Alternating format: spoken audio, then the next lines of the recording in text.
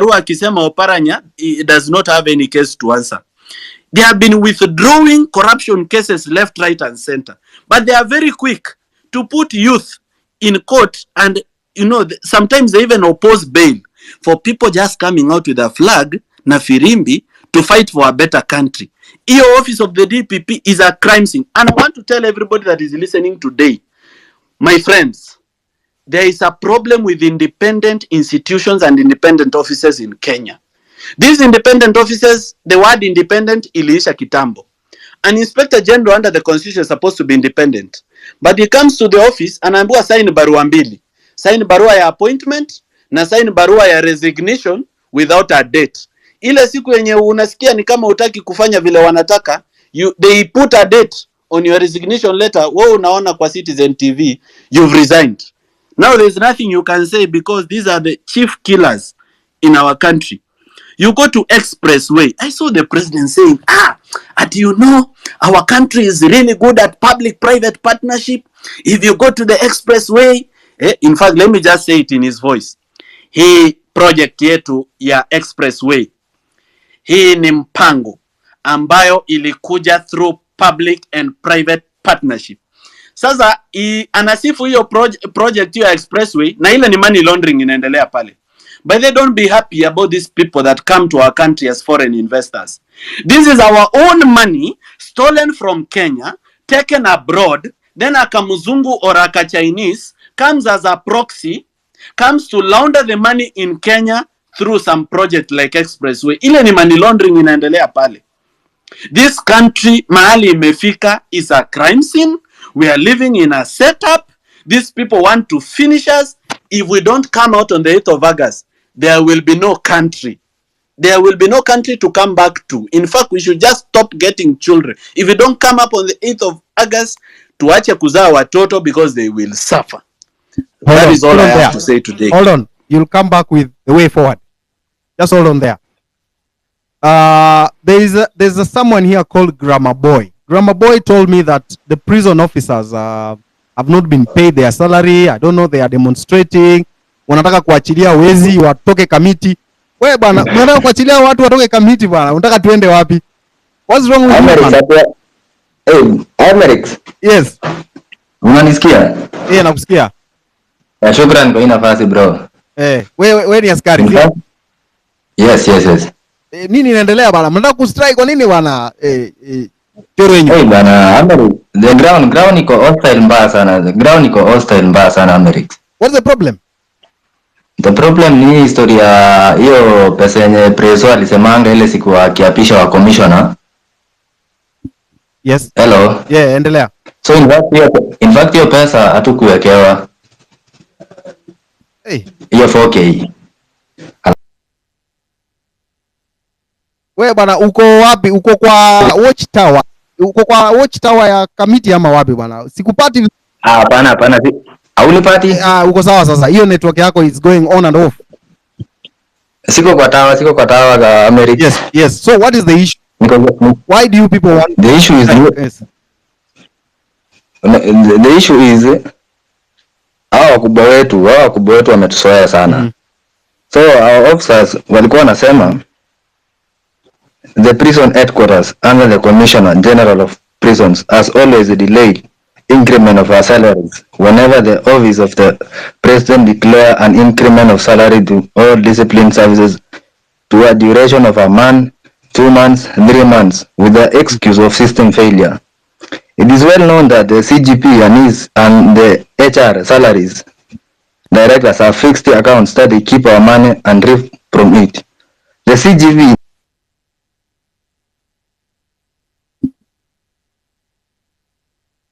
We've lost you.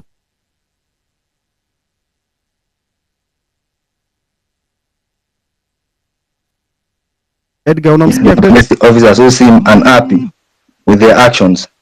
The increment order from the president is given to the treasury and towards all discipline services, and our question is, why is it at all times whenever there is money supposed to be paid to the prison officers, the office with the mandate Amerix wewe endelea tuambie Alex. Hello. Go on. Unanipata? Cyprian, can you hear him? Hello, Alex. Hello, Cyprian, can you hear him? Alex, unanipata? Alex. Go on, tunakusikia. Yeah, like unapatikana, uko sawa. Unanipata?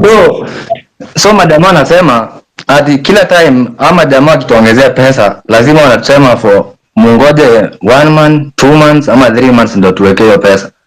Alafu hawekangi do yote, wanaekanga kidogo kama 1k. Kama last time hiyo mwezi wa 8 ilifaa tupewe 1200. Alafu mi kama mimi nilipata 186 bob. So majamaa anauliza kama wanauliza kama hiyo pesa ya mashujaa, hiyo siku ya parade ya mashujaa yenye ilikuwa Bungoma, maafisa wengi walilia juu hiyo pesa walikata. Sijui nasikia watu walikuwa wanapata 15k 20k, unlike majamaa wengine wa KDF walikuwa wanalipwa pesa mingi. Issue nyingine ya pili ni issue ya uniform, yani like maafisa wanashangaa mbona wakubwa wa prison wanafaa compact, alafu sisi wadogo tunaambiwa tusifanye hiyo compact. Sasa majamaa nauliza like kwani uniform sinafaa kuwa same, alafu ukifanya hiyo compact wanakushtaki. Hiyo ni issue nyingine. Issue nyingine ni story na housing. Like maafisa wengi hapa kwa kambi wanaishi manyumba zingine sinakaa bana, inakaa refugee camp bana. Inakaa like sijui nyumba ni ya bricks, mabati nyingine mbofu, nyumba zingine hata zinanyesha. Alafu wakubwa wanapatanga house allowance mingi, unapata hizo manyumba za korofa wao ndo wanaishi. Story nyingine ni story na hizi working conditions. Like matao mingi hapa ndani, matao mingi hata ukienda Kamiti, tawa ni mbaya, unapata sijui matawa ziko na kunguni. Yaani zingine zinanyesha. Alafu ofisa akiingia huko hakuna kutoka. Baridi ndo hiyo, ukishuka wanakushtaki. Sasa majamaa wameboeka, ground ni mbaya, ground ni hostile. Alafu story nyingine ni story na about hizi mabunduki. Like mabunduki mingi watu wanasema ati hizi vitu zimekuwa ovyo, zimekuwa fake, yani like zimekuwa ni vitu za kitambo. So majamaa maskari wanasema tunataka weapons zingine mpya, hatutaki hizi vitu ya kitambo ati sijui nini, tunataka vitu zingine mpya. Alafu kitu kingine pia majamaa wanasema most inmates in most prisons are either in civilian dresses and those in uniforms are yote imeraruka. Sasa majamaa wanasema na kuna pesa, nasikia kuna pesa imetengwa ya uniform ya wafungwa. Alafu huko ndani pia ati kuna kunguni na kuna pesa imetengwa hizo madawa za kunguni. Sasa majamaa wanauliza hii pesa zimeingia wapi? Next story nyingine ni story na about alafu majamaa pia wanauliza kama wetu mbona kama hiyo pesa hiyo 4K ya juzi mbona wakubwa.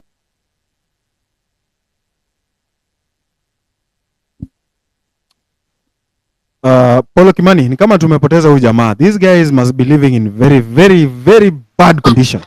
Paulo, well, yes. Malizia, tunakupata vizuri, tunaelewa. Sasa majamaa wanauliza mbona wakubwa wetu waliwekewa hiyo 4K alafu sisi hatukuwekewa, alafu wanasema hakuna cycle. Sasa wanauliza kitu bwana. Wapi? Sikupata mzee. How are you surviving? Tunasurvive tu bro, tunasurvive tu. Unaenda mtaani kidogo unakaa na mahindi, unasukuma maisha kidogo hivyo. Wengine majamaa wakifunga kazi wanaingia kwa ndudhi. Lazima tu yani yani live imekuwa ngumu man, live imekuwa ngumu mbaya sana. Alafu wakubwa wengi kama ni chakula wao wanajipea nyumba mzuri, wao ndio wanaishi nyumba mzuri. Sasa unashangaa bana, hawa watu wanataka tuishi aje? And you are the one who was supposed to take care of the prisoners. Sisi ma constable ndo tunachunga ama jamaa mkubwa, hakuna hawa nakaanga tu kwa ofisi bro. Na ile story wanasemanga ati nyinyi ungana na au kamiti sugu muibie watu M-Pesa na nini, ni ukweli?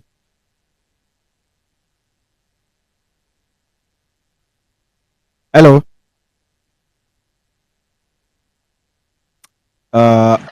Yes, I was asking you.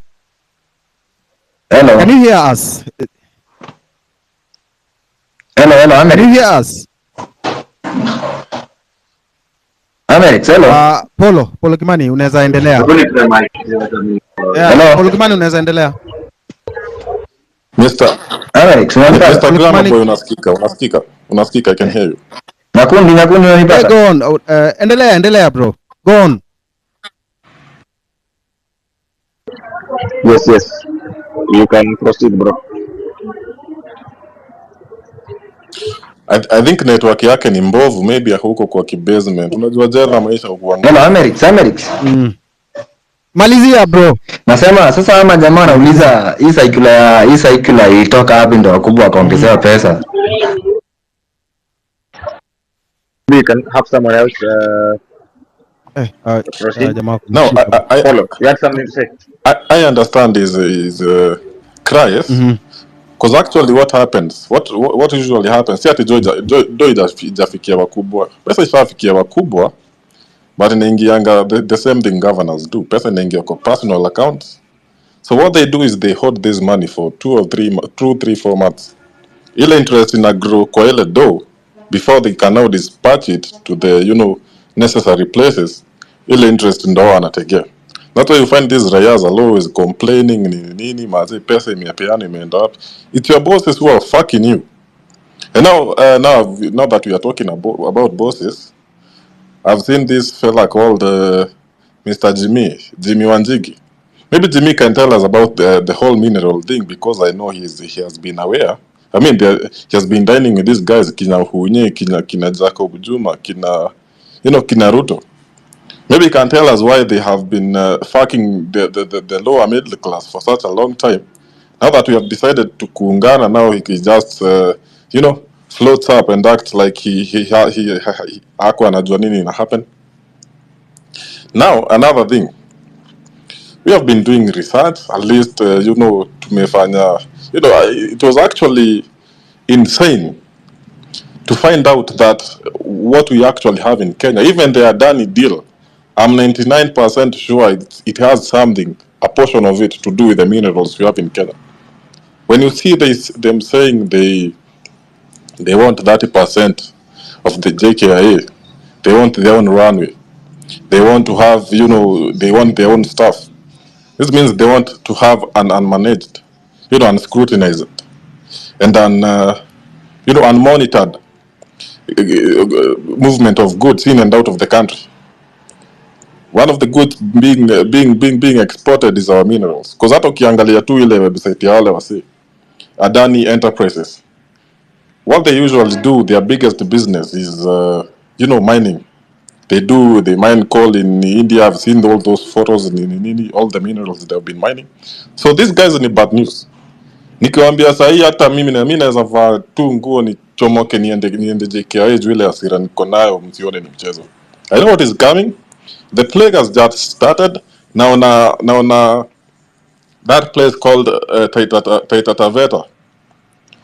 That is the hot cake of all the minerals we have right now, because from my calculations, we have about 260 billion US dollars lying there, in form of titanium, in form of uranium, in form of niobium, in form of tantalum, in form of manganese and other minerals that maybe they haven't been they haven't been mapped out yet. But what I've seen today is the government, which is by the way illegal, has unajua ile ni land ya community. The government, under abnormal circumstances, it has just decided to give 500 acres to this guy called Devki. The one saying that Ruto should be given 25 more years. I've seen hata nimeona amepewa hata title deed. This is very bad man. When you kasia Amepewa title deed. Unapeaje a foreigner a title deed? How? It happen wapi? Ni Kenya tu hapa ndio unaona vitu kama hizi. Maze ndio nakwambia, sasa ni kama watu feel. And now I've been trying to, hata nimeambia ndugu yangu pale Webuye nataka hii nyingine aniletee. Kuna hiki tulikuwa natumia tukiwa vijana inaitwa fair, I feel like nimefika my what do you call it? My climax of hasira. Being peaceful isn't working anymore. And I'm not going to sit down and watch you fuckers over and over and over and over again. Wacha tutokee maandamano na fair. I'm not saying mtokee maandamano na fair, but this is just a thought I've been thinking about. We are so much in deep shit, and these politicians don't seem to be giving a single shit what we think. Mgome msigome, we are still going to do what we want. Given the Adani deal, they want, we might be just here ranting, and they'll just go ahead and do it. Kimani, just hold on. Shikilia tu hapo. Kasmuel, I see you here. What do you want to say? Yes, brother. Have you told this fellow my mentee? Yes, yes. Wonderful. Those people who do not know, Amerix is one of the people who really helped me out with drama and music when I was in high school. No, I'm not bragging. However, mi nataka tu hasira ibaki juu. Leo sina, I don't have the facts to give you. I just need to bring a few things to our notice. This past 2 or so days, you've seen the vetting of the CSs happen. You've seen that people have claimed that they've worked for 30 years and they accumulated, for example, 400 million. But in the past less than 2 years, somebody's net worth has increased by over 200 million. I don't know which business that is because remember the shilling was not doing too well. Tax has gone up, cost of living has gone up, but kuna wase bado wamemake na sijaona hiyo business because politicians don't produce anything. All politicians produce is violence and chaos. They don't have industry. Unasikia mtu anakuwa vetted. The question wanaulizwa, where have you said? Mtu kama Duale anasema from selling his biography. Najua watu wenye wako hapa, very few people have read it. And yes, because it's the biggest selling book in Nuria does not make it seem as though he's selling 1 million copies a week. Again, uliona nani akikuwa interviewed Oparanya. Nani Juliet alikuwa ana nod as though to guide the person to answer no to the question. I'm hearing people declare their wealth. Nobody's even asking for tax returns. These questions are being asked as though it's just a formality. In meeting ya watu wa form 4 wanajaribu kusema nani atakuwa CU chairman. And ilikuwa isha determiniwa first term. These people are just hanging out as a boys club. I need to remind you, undiweke hasira juu. Sina sijui nini. Polisi umesikia our comrade the cop saying waliongezewa 4,000. Have you seen the amount of force these people use to us on the streets? Is it worth 4,000 shillings? If you're a cop and you're listening to this, I need you to ask yourself, is 4,000 shillings worth brutalizing your brothers and sisters for on the streets?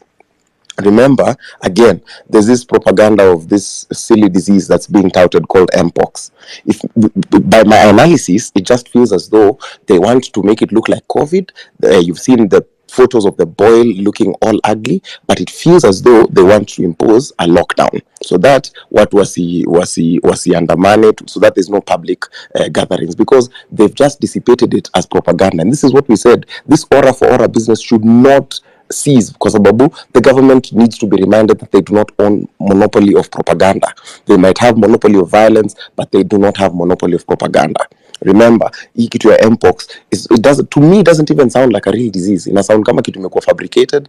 It sounds like a sponsored ad, because at your patient zero got it while traveling from Uganda to Rwanda through Kenya. It does not make any sense. For me, it just seems like it's a lockdown thing. Kumbuka, weka hasira yako juu. How many bodies have shown up at city so far?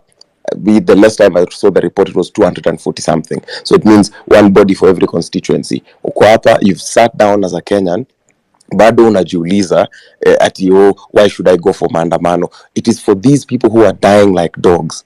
Those people, I attended this Tomboya show and they mentioned the names, and I remember being so moved and standing, because there are people who laid their lives so that we can get this far. Remember, your local politician produces nothing, but sisi tuko hapa Twitter tunatukanana, tunasema sijui nani has done this. While the revolution is going on, we need to have one common enemy. Our common enemy is a conman, he's a looter, he's a killer and a murderer, and hires on corruption and cronyism. It is very true, and I'm very sad to admit that there are people who have made money off of the revolution. There are people who've received funding from organization in the name of mobilizing people, and they have not used that money for the collective. These people, we will not let them lose. That's one thing I need to assure them. And ever since I knew, nilikuwa nafikiria kila mtu anakuja hii kitu kwa na roho safi, but watu tu wako mchezo wa town. Ever since I knew, we said these people will have to be brought to the book. However, as long as they are still furthering this agenda, we have to figure that Nane thing, because I'm not hearing enough of us talking about this Nane thing. Remember, when this embittered currently Nairobi-based outgoing president is touring around, these trips still cost millions. It's just that we're not seeing the books. Nobody's auditing it. I think, and I would wager, they cost just as much as his international trips would cost. He's now gone on a very, very rampant campaign trail, and we are letting this thing slide while having this infighting. Nane is coming up. You've seen the way people wanateseka. Umesikia vile artists wanadharauliwa huku nje. Umesikia vile watu wanadhulumiwa huku nje. Women are still getting raped in those informal settlements or slums. Men are still being shot like dogs. People in the slums are still going hungry. But watu wamekaa hapa chini in a chamber, in a parliament of baboons, where people sit down, interview each other as a round table chama. It's capture harvest. They go and just pick from public coffers as though they are taking an unsecured loan from a sacco. Na wewe umekaa hapo, hasira yako inapungua, unakaa chini, you have the guts to think you can question the movement. You think that we will get another moment where we will give this system shock therapy like this. It's never going to happen if we don't follow through with it. It's never. You've seen the effects it has all across Africa. So ukijaribu kuacha hiyo hasira yako ishuke, nitakukumbusha net worth ya our CSs. Unakaa hivi chini, ukumbuke you're a peasant, you're a pauper. That's why you're in this space. If you had anything, you would not be in this space. Even the people who we think have money who are in this space, they have nothing. They're trying to gather more information on how best they can screw you. Now wewe bado unakaa chini, you think you have moral high ground to call out what this movement is. Let's not accept to be sucked into the useless, these baseless infightings. Because as Ayn Rand said in 1957, when you see that in order to produce, you need to obtain permission from men who produce nothing. When you see that money is flowing to those who deal, not in goods but in favors. When you see that men get richer by graft and by pull than by work, and your laws don't protect you against them, but protect them against you. When you see corruption being rewarded and honesty becoming a self-sacrifice, you may know that your society is doomed. Alafu bado kuna watu wanakuuliza after Ruto, what next? We have figured out that society is doomed and we are trying to reclaim it. And if you think about whatever even this CS vetting process is like someone who's doing a colonoscopy where they're supposed to be examining your internal organs, but they're doing it with a telescope. Nobody is up for accountability anymore. And the more we let these people slide, the more we let them deal and whore our future around, we will not have a country. This thing which people are lying and deceiving you that we don't have a country, that people are trying to let the country descend into chaos is nothing. Because when you say Ruto must go, and I want to explain this to you very clearly if you're listening to the sound of my voice. When you say Ruto must go, you are affirming the position of the Constitution. Because on September 21st, 2020, CJ Emeritus David Maraga advised the then President Uhuru to dissolve Parliament because it was not in good standing. Years later, this Parliament as it sits is unconstitutional. So all this rigmarole of what comes next, there will be no power vacuum. Let nobody lie to you that the country will descend into chaos. Because we are peaceful, beyond being tribeless, leaderless, and fearless. We are also not, as I keep on saying, we're protesters, not rioters and looters. Nobody should lie to you that the country will descend into chaos, because what the president knows very well, if you read the Constitution, you cannot also litigate that matter of now Supreme Court, the president of the judiciary has said something, now you want to litigate it in High Court. It is not a matter of litigation. You just follow the Constitution. The president knows once he dissolves Bunge, we have to go into a general election, and by effect that means that he has resigned. So when you say don't be afraid,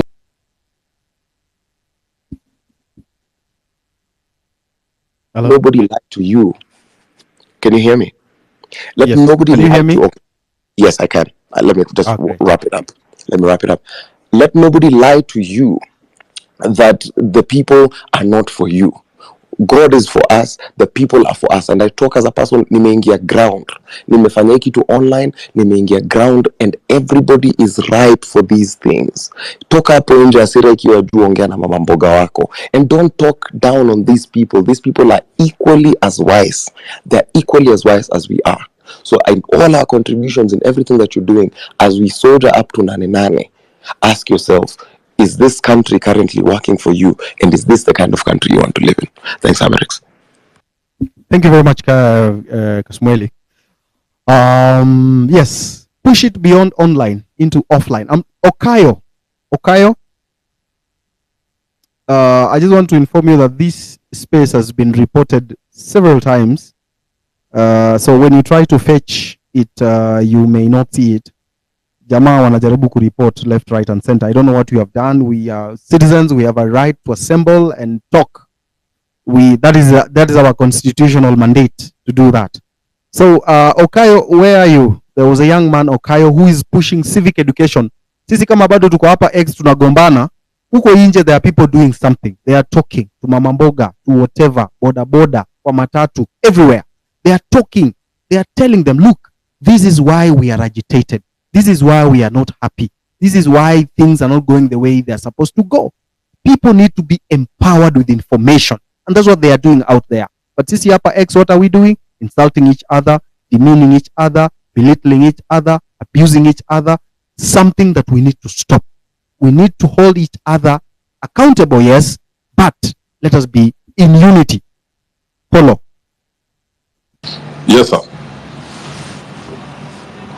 Endelea. Hata nimepoteza nini. Where was I? What was I saying?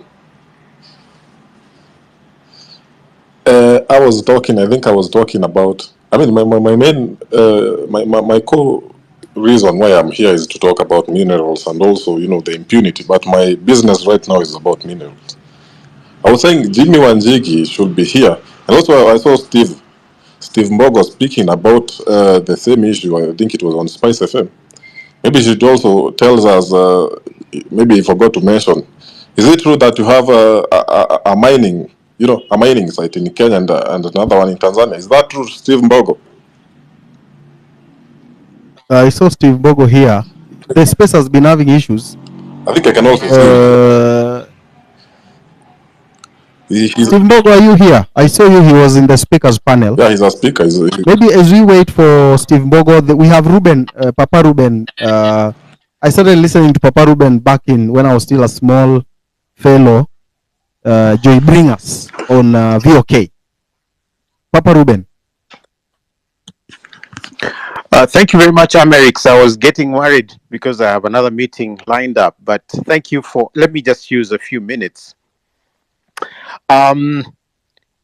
First of all, I wish we had time to talk about what MC Njagi is going through, because that's a whole issue that I have so much data on. But that's for another day. I would like to highlight four things.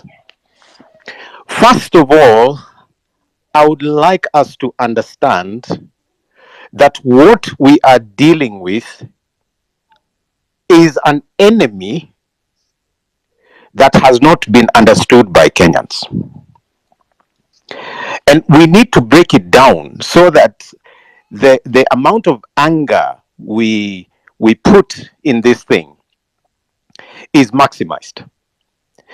Now, if we want integrity and somebody does not work on it, if we want accountability and somebody doesn't like it, if we want a lean government and somebody wants an expanded one, if we want to live within our means and someone is teaching his people and living extravagant, then we have a real enemy of our country. If we want the sacking of the entire cabinet, as in let them go so we can have a national representation on meritocracy. Then we have a reshuffle of cronies, and worse still, you have the so-called opposition brought into government as if to mock citizens. It's like mtadu tunaenda kufanya hivi, and that's what we want to do. You can do nothing about it. We know that parliament is an appendage of the executive. That we know. We know what they have done to us in this country.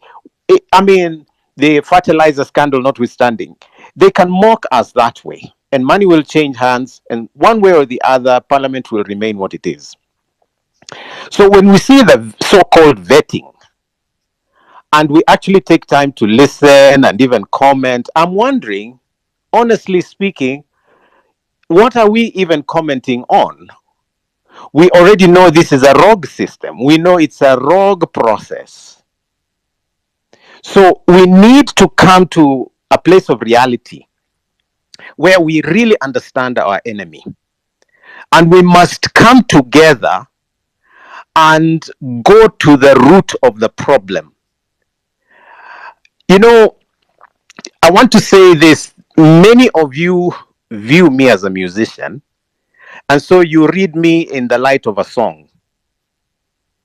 And you view, you know, some in fact view me on the basis of disability, all of that.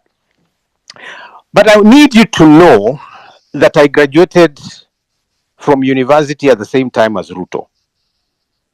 He was at the University of Nairobi, I was at Kenyatta University. We are 9 months apart in birth. And so I have been around, and I've been looking at how this country goes. He goes into business, I go the other direction, into my professions and other things. And we come to a point where even with systems of education, we all know what worked and did not work. We know what this country needs to be. And so when you see me angry, I'm not angry because the GENZS provoked us to look at these issues. I've been angry for a long time. If you go to my videos, I've been speaking against Uhuru Kenyatta and Raila, especially from 2018. The BBI stuff. So I don't come into this the way you view me as a singer. I come as a bona fide citizen. And for those of you that think I'm from Rwanda, I'm from Bunyore. Kigame is from Bunyore in Vihiga. So I'm a citizen of this country. And I may be a singer, but I'm a PhD student right now. So it's not lack of education. It's not a pity party thing. I'm in this because I'm genuinely angry and I want Ruto to go with his entire system. For heaven's sake, I'm a philosophist, I teach philosophy. I teach history. And I'm so angry that a few people can take a whole country captive and, lead them like they own them. This cannot be allowed to go on. No, we will not let it happen. This country is full of blood. We've shed too much blood from independence, but Ruto and his system, in 1 year, we only know 247 at the city morgue. I've been to the Yala River. I've been to that hospital and talked to those guys, some families, some doctors there. When Giggs Tata was shot, I went to Mombasa. I was with the family. I was at Kenyatta Hospital visiting with those who were shot, who were injured. We are not dealing with a joke. Citizens have been murdered by this country, by this government. In my private time, I talk a lot to people in the security docket. I have policemen who are my friends. When somebody tells you they have, they are given like 17 to 18,000 a month Of course, it sounds like a lot, but that is what they have for rent. That is what they have for food. That is what they have for the school fees of their children. That is what they have for transport. That is what they have for everything. And they're living in squalid conditions, mabati structures, like the officer said, some of them leaking. I have friends in that state. When we talk about a few people living like they don't belong here, friends, I don't think we are angry enough. I don't think we are angry enough. Don't waste your time looking at what businesses they're doing. Those children have money that can last them like 17 lifetimes. As people go hand to mouth, and sometimes without anything in the hand to take to the mouth. I have people who inbox me, not having eaten for 3 or 4 days. And I'm not paid enough to be able to have something go around for them. I'm talking to Uber drivers that are being harassed like crazy. Kenyans, if we allow these guys to, consolidate and kill the spirit of the struggle, we will be very bad losers. So let me just give a few suggestions. First of all, I really think that union leaders, those that are organized enough in groups that are suffering, need to come together and re-strategize a non-violent approach that succeeds our demos. We need to find a way of bringing this government to their knees, because they are using our resources, our taxes, to stay in power and harass us. So maybe if we identified certain businesses, certain services that run because of us, and we withdraw for a day or 2 or more our monies that go into that, whether it's just keeping our cars at home or our border borders, so that we don't fund their petrol stations. We need to come to a point where we do more than go on the streets. And I'm not saying this because I'm not going. I'm blind, but on Thursday, I will be on the streets. And like one colleague said earlier, if we perish, we perish. I've been on the streets in Eldoret. I've been on the streets with the doctors in Nairobi. I've been on the streets in Mombasa. So if for me as a blind person, I can go on the streets, kwanza tokezeeni twende. I need some of you, in fact, to show me which roads we're using. But we must come out. We really must. To say no to being treated like animals with a don't care, detachment, don't care attitude. I will not take it. I will not take it. Wanajua mali mnaishi, wanikujie. And for most of you, you might know it. I'm a very easy target. Wakuje. But we must really stop this nonsense of a few people making us slaves in our own country. So we must come out and do better than demonstrations. Bring these guys to their knees, to the point where one time we should say we're not going to pay any taxes. Watafanya nini? What will they do? One time, let's all decide they benefit from our data and airtime and all of that. One day, kila mtu akatae kutumia kitu, so that we come to a point where they understand something. I can't take it. Secondly, as people in the struggle, we need to do more civic and political education for our fellows that are being bought to attend those rallies. Wanalipo 500, 1000, 2000 to attend so that it looks like they have audience. They don't have audience. So we need to do more civic education. Hao watu wanakuja na maboda na kusema we support the government. They don't support the government. They are suffering. But for some of them, they're too hungry to resist a 500 bob. So we need to come to a point where we ourselves educate each other and talk to one another beyond these spaces and show them the uselessness and the price of betrayal. I think we need to do more. But thirdly, I really think we must come to a point where the lawyers, LSK, and all legal entities, those that are on our side, we need to develop a scorecard of minimums with regard to those who can occupy office, so that we say kama hauna these 3 things or these 5 things, then usikaribie uongozi. Because we have cheapened leadership in this country so that it's only the politicians that can exploit that go into office. That's why they can vet these guys and they're rotten to the core. The DPP keeps doing whatever they do to excuse them, and we just go on like nothing happens. Some people should never have leadership and their name in the same sentence.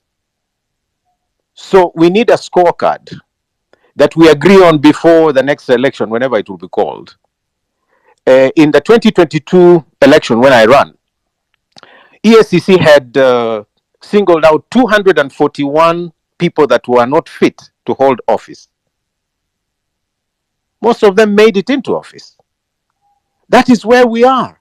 So mkiniona na post vitu kuhusu values, it's not because I can't share my economic policy or education policy or whatever, even though I do. It is because I think it is the answer, that the character of a person matters.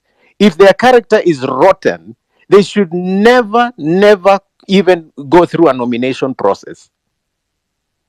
And this is something we can begin identifying now. Now, vijana, najua mambo ya leaderless, tribeless, and so on, imeshika sana mpaka I ask myself, so when we get these guys out of office, so who are going to be the leaders? Since the agenda is here and we understand what we want, then those of you who understand what we want should be getting ready to take over office. MCAs, MPs, we need GENZS that are governors, senators. If hata tukipata president ni sawa. I mean, we need to get ready, and professionals, kuna vijana that are good leaders, start grooming them, fund them, prepare them to take over leadership. So that, nature abhors vacuum. So tuambiane ukweli, once Ruto goes with his system, we'll need good leaders. And some of you need to be sharpening your leadership skills and getting ready. All these graduates with degrees in leadership, administration, and all kinds of professions, we have to get ready. Lastly, ningependa kuomba hivi. If for any reason you are hearing us on this space, let us escalate beyond the X spaces. If hata kama unaelewa vernacular, call in, those talk shows, and talk about Nane. Talk about a better country. Go into your WhatsApp groups if you're on WhatsApp. Mimi nimefungiwa Facebook, so that's why I'm mostly on X. Go wherever you have a chance. Ukiwa kwa matatu or whatever, talk about this, because the country is ready. We just need to mobilize and move. I really pray that all of us see that better country. But hii nchi ambayo iko na damu nyingi sana kwa, the ground is crying out. And I can, list them from independence until now. And inakuwa ni kama mambo na investigations, inakuwa a way of postponing. Ukisikia no stone will be left unturned. Actually, that's basically saying it's buried. So CDF wetu ndio huyo ameenda, Musando alienda hivyo, Baby Pendo ndio. Yani, we are so used to shedding blood mpaka Shakahola inakuwa ni kama a religious thing. It's a crime scene. You know, the Kware thing is not even about the demonstrations. It's genocide. It's genocide. All those bodies at the city mortuary, these are citizens, children of parents like me. So we need to wake up. And Kenya, we need to be a little more angry than we've been. We really, wacha hiyo anger iboil. Wacha nitusiwe, I'm immune. You know, I am immune to insults. Insult all you want. I feel nothing. But my anger shall rise until I see a new Kenya. God bless you all.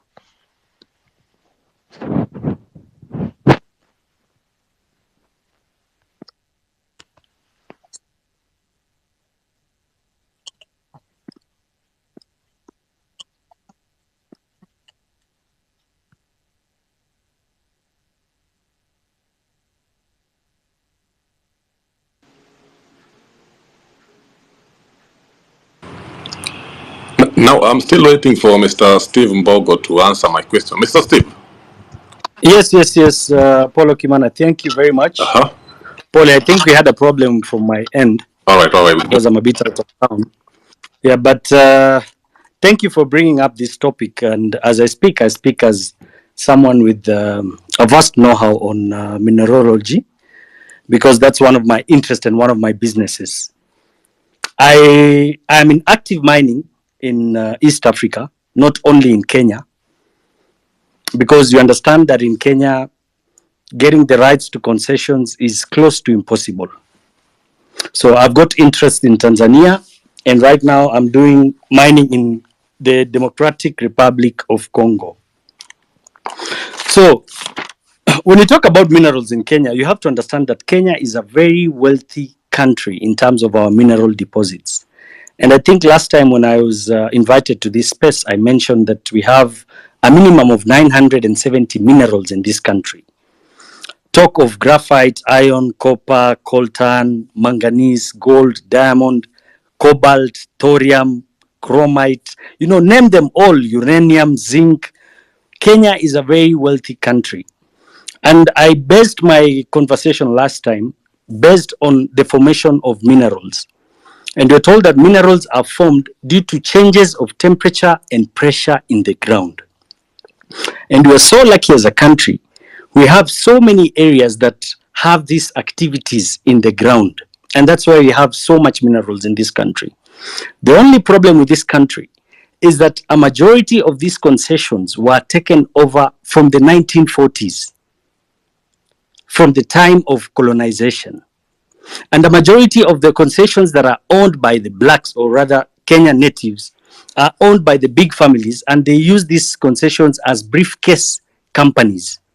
So what most of these people do is they use these concessions and get borrowings or fundings from what you call hedge funds, and they don't really put them to use.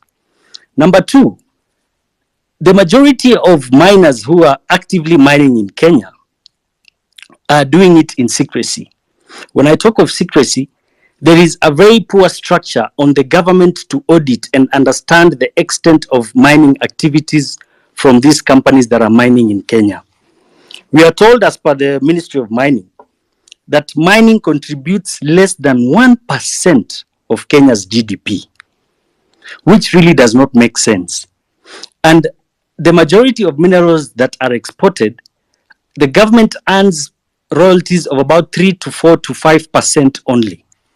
And as per the 2016 Act, I think it's the 2016 Act of the mining, we are told that the sharing of royalties is 70% to the government, 20% to county governments, and 10% to the communities. The Ministry of Mining in itself says from 2016 to date, they have collected about 14.7 billion shillings. And from these 14.7 billion shillings, remember, the 10% and the 20% that is supposed to go to county governments and communities has not yet been disbursed. So we go back to structure. We also have a very bad structure when you talk of mineral exploration in Kenya. And I think it has been done by design because the cabals who control the mineral concessions in Kenya will not accept any Tom, Dick, and Harry to own or have a mining license in this country. That is why some of us, Apollo, it's good you asked me that question, will prefer to go and do mining in Tanzania because it's a business I know, I understand, and I have a passion for. Because I can get licenses easier there, I can get my returns in due time, and same as even countries like Congo.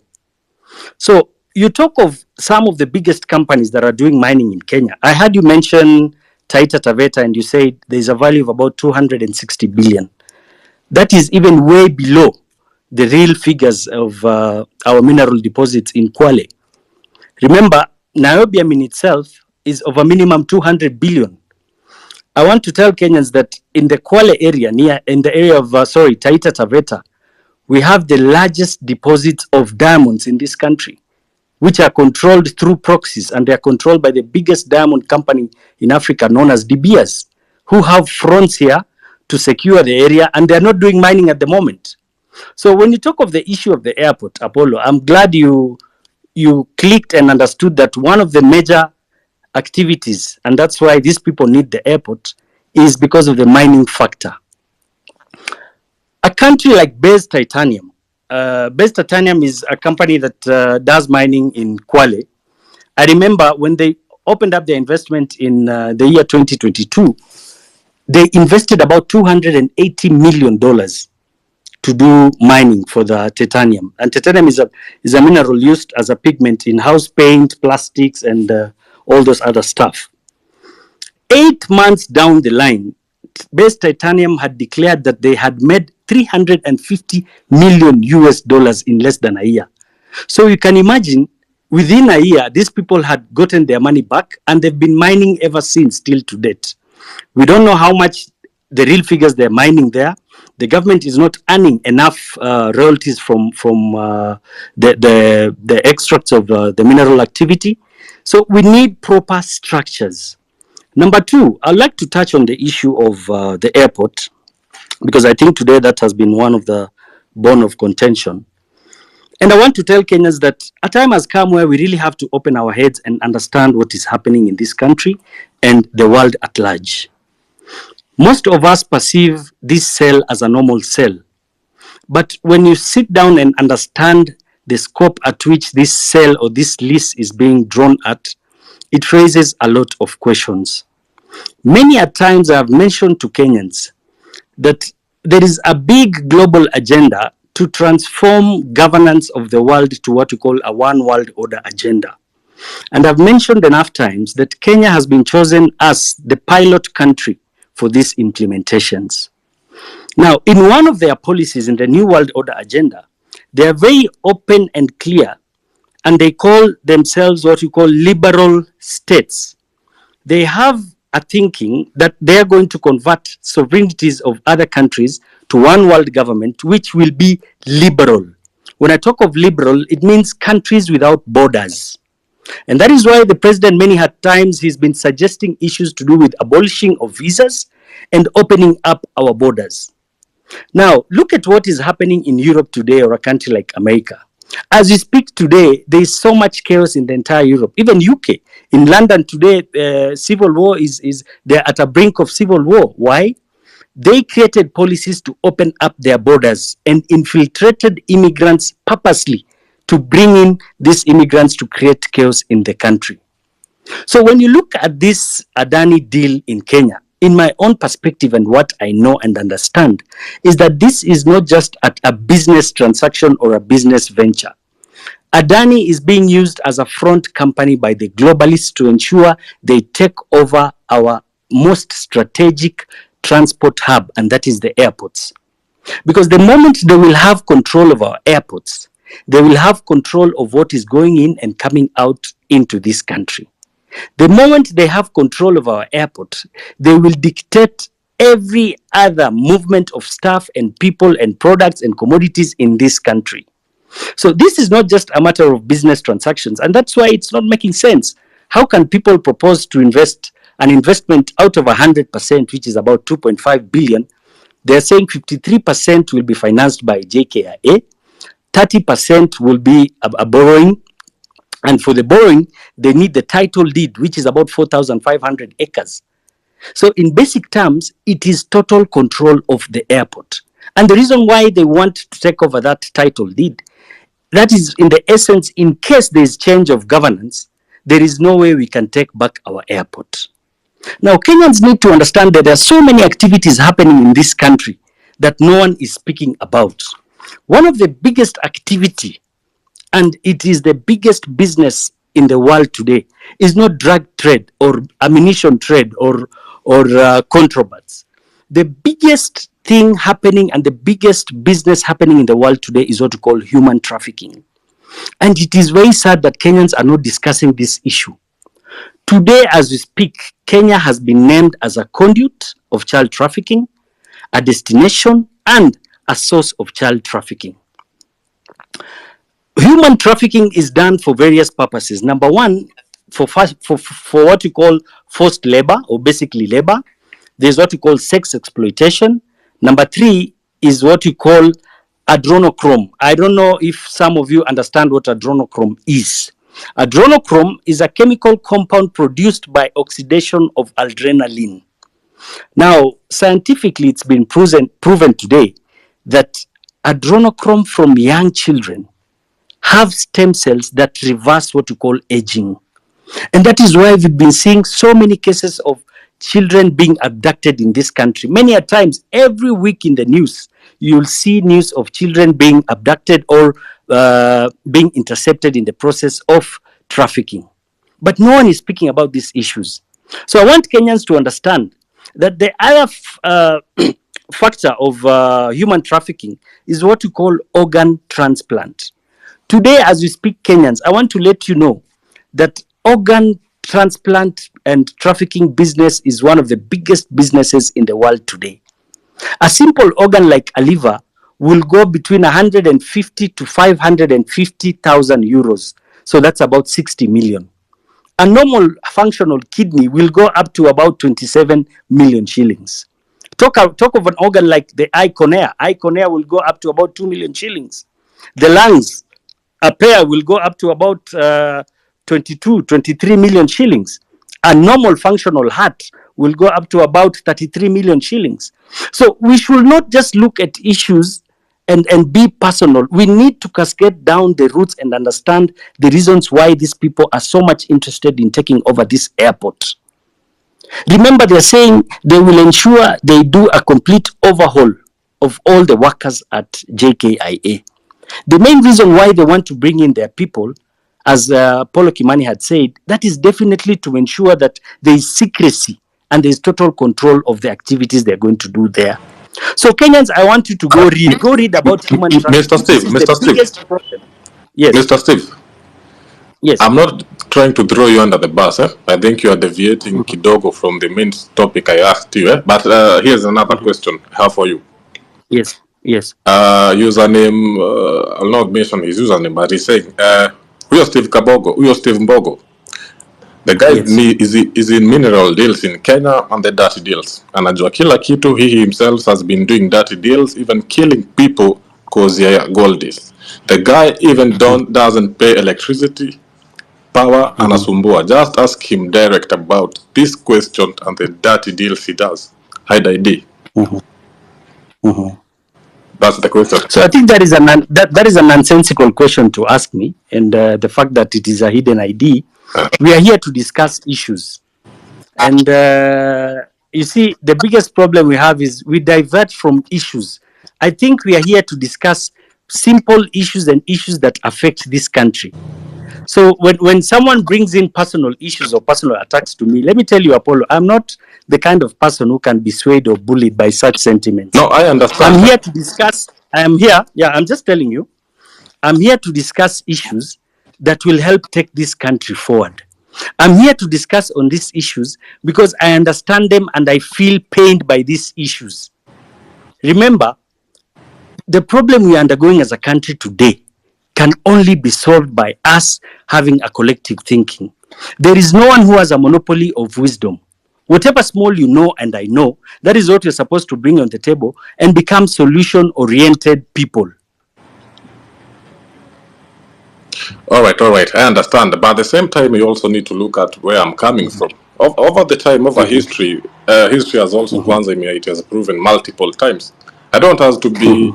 I want to make sure if we are in this, we are in this together. I want to make sure we're on the same page. Huh? I don't want us to have Exactly. to be in a situation where, over the times I've seen, after the aftermath of this freedom fighting, the aftermath is usually now the people who now have you ever read this book called Kidaga Kimemwozea? It's a book by Ken Olibora. Now, when these people fight for freedom, wanapigania uhuru, Yes. the aftermath is actually the people now they have decided to that these are the guys we see fit for this job. These guys come back and bite them in the ass, real bad. Yes. So Yes. I need to make sure, Kama, this is Steve Mbogo saying this. Okay, he's saying this. Is he talking the truth? Yeah, I'll tell you, Apollo Kimani, and you need to understand. Uh-huh. I'm someone who's been in the political space for some time, and I'm a purpose-driven person. I vied for Stare's seat in 2017. I did not make it. I had the position and the power to vie for the seat last year. But I decided to step back and I supported someone who I thought and in my own thinking would do better than I could do for the country. So for me, it has not just been about me. And I'll tell you, I'm not doing this because I need any political seat, Apollo Kimani. If you can do better, count my blessing and my support 100%, socially, economically, and politically. For me, it has never been about me. Ask the people who know me. I've been in leadership for the longest. I was the patron of Kenya University Students Organization for about 5 years. I have raised a crop of leaders who I'm proud of. So it is not about me. I'm not campaigning. I'm speaking about issues that are affecting this country. And I have said again and again, if we have people who can take this country forward, Apollo, I'm a businessman. I understand the importance of good leadership. Me being a businessman, I know if the country has good leadership, my brother, I'll be smiling to the bank. For me, it's about policies and good leadership and know-how. Countries are run by people who have what you call a know-how on how to take the country forward. All right. That So makes sense. it's not about person. It's not about All me. right. So All right. don't think I'm here to campaign. No. All right. Let's collect our Can you hear minds. me, Let's bring Paulo? our minds together and create a solution Paulo? for this country. All I'm Can you hear saying me? is there's absolutely no room for con artists in this movement. And Yes, one way or another, we are going to weed them out, regardless of how long it might take. But we are not going to allow that. that is very important. All right. All right. Yes. Can you hear me? Yeah, Am I I can hear audible? you, Eric. Oh, all right. Yes. Okay. Just finish, Steve. You're saying something about adrenochrome and organ, and you are prosecuting something. Yeah. Yeah, so I was speaking about this other factor of human trafficking. I think I was more than done. Yeah. You can just wind up. So I just wanted Kenyans to go and do a research of what has been happening in countries like Ukraine, countries like Haiti, where we've got globalists putting their foot down in those countries. And I think this is subject to discussion, and we need to expound on it because it's become a menace. I'm glad I saw Mutua today during his interview. He mentioned about the issue of the issue of child and human trafficking in Kenya. So we need to raise our voices louder and louder on regards to this issue. And I think that will be one of their biggest access ports. If they take over the airport, I'm telling you, be ready for massive open border policies that I'm talking about immigrants coming into this country and illegal activities such as human trafficking and child trafficking. So let us look and think deeper on regards to this issue of Adani. It's not just a normal transactional venture. No. It's bigger than what meets the eye. Yeah, correct. There is a lot. There's a lot. Going within. And it's not it's remember, sorry, before I wrap up, I want you to remember that the president himself had suggested a number of times that there are plans to sell what to call state corporations. And I've repeated again and again, and I asked a simple question. we want the government to be open enough and tell us the guarantees that have been signed against what we call these debts we are taking. Because when we look at similar countries, we are seeing that, for example, countries like Ukraine, where these globalists have turned them to their playground, a majority of these debts from these Bretton Woods institutions are signed against state corporations and what we call agricultural land.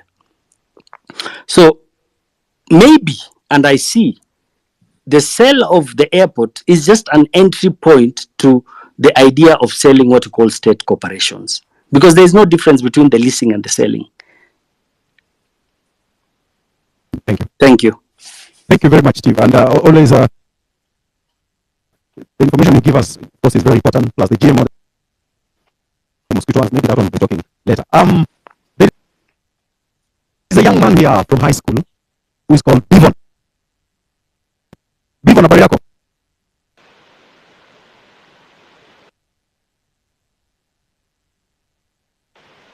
Bivon.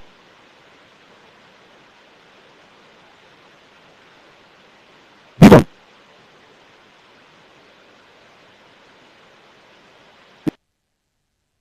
He says he's a high school student and he has something he wants to share. I don't know what it is he wants to share. Bivon.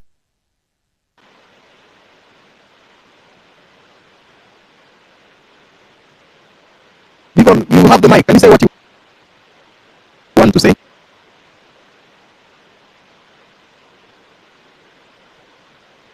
Okay, Mary, take it over.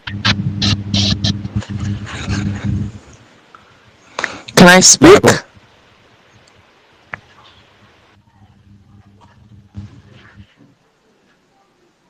yes, Mary.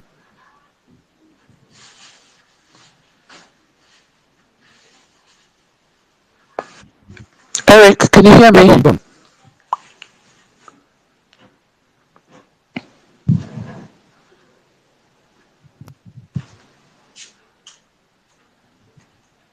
Yes, go on, Mary.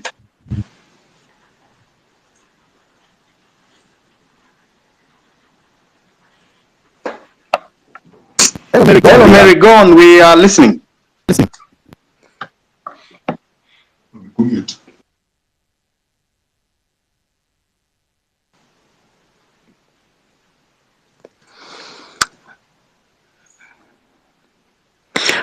Money, can you hear me? Please go on. We can hear you. Can you hear me? Okay. I'm going to speak about food security. I'm going to speak about food sovereignty. I'll try my best to be as brief as possible, just to make sure other people are able to speak. If you want to control a people, you control their health, you control their education, you control their food, and you control their information. There is a clear intent in this country to control the food production, the food chain, and the food sovereignty of this country. It started when the president came into power. Immediately, he lifted the ban on GMOs. Without any public participation, GMOs were allowed in this country. I'm saying all this in support of Nane, that we have every single reason to go on the streets. In the Kibaki administration, the question of GMOs came into light, and there was public participation, and Kenyans spoke loudly against GMOs. But in this administration, the ban has been lifted, and there's a havoc happening in this country right now.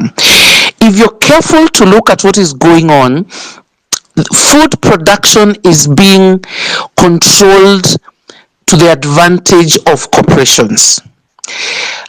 You need to look at the Agriculture Professionals Bill, you need to look at the Livestock Professionals Bill, you need to look at the Seed and Control Act, which is already an act. You also need to look, I'm forgetting about the other one. There is an effort to control food production.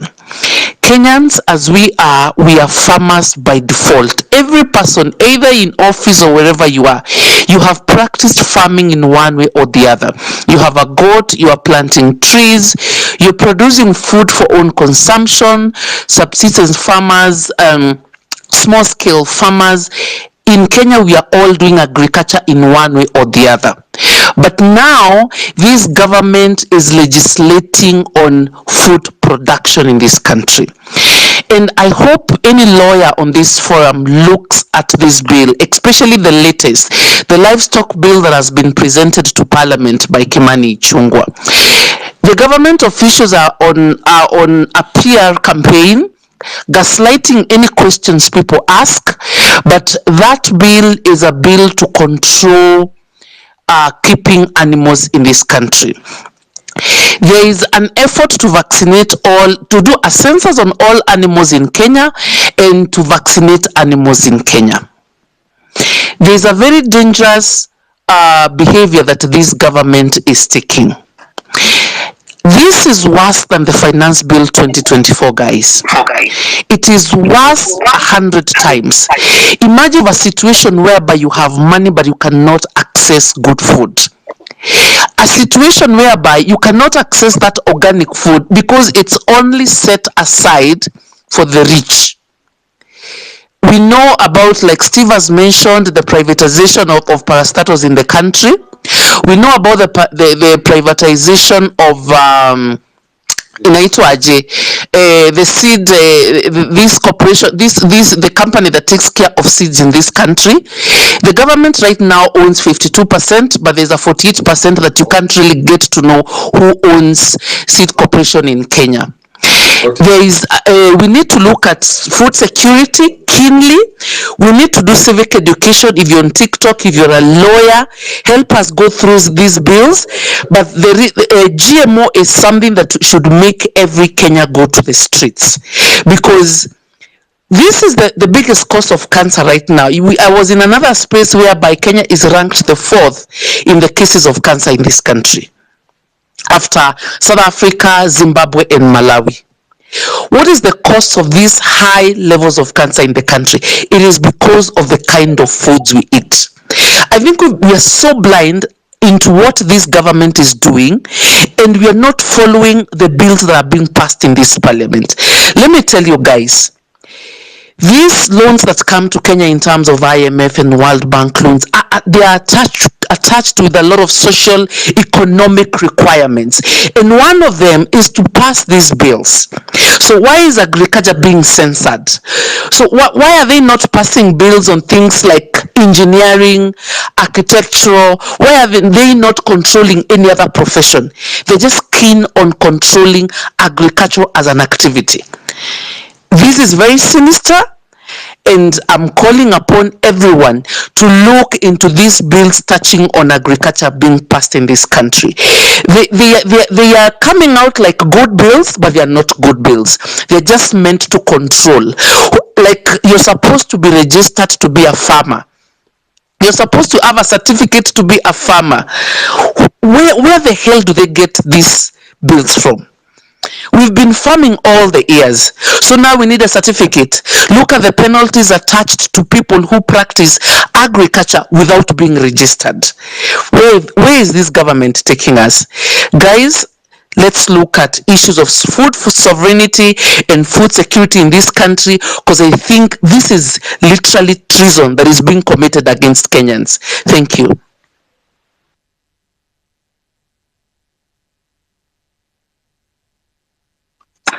All right, my network is very bad. So Joshua Okayo.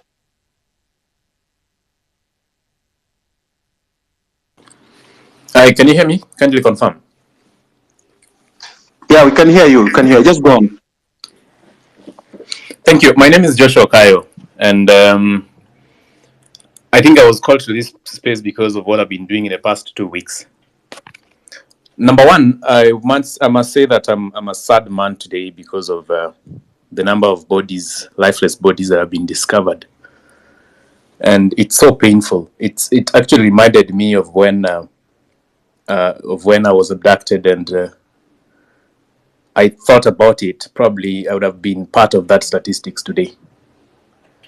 It's really painful, very painful, and something has to be done. And that's why I'm going to start with a Bible verse I wrote today. And the verse is Joshua chapter 1, verse 9. The Bible says, let me just find it, sorry. All right, Joshua chapter 1, verse 9. It says,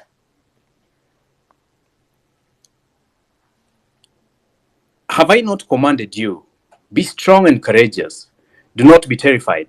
Do not be discouraged. For the Lord your God will be with you wherever you go. That is Joshua 1:9. Thank you. I also want to follow that with a quote from Martin Luther King that protest is the language of the unheard. Friends, over the past 2 weeks, I realized that we have been having conversations on Twitter, on X Spaces, sorry. We've been having conversations everywhere in meetings, but then there's a group of people that we've left behind. There's a group of people that does not have, someone that does not have a phone. Or this group, they do not have phones or smartphones for that matter. These are people who never get to see what's happening in the spaces.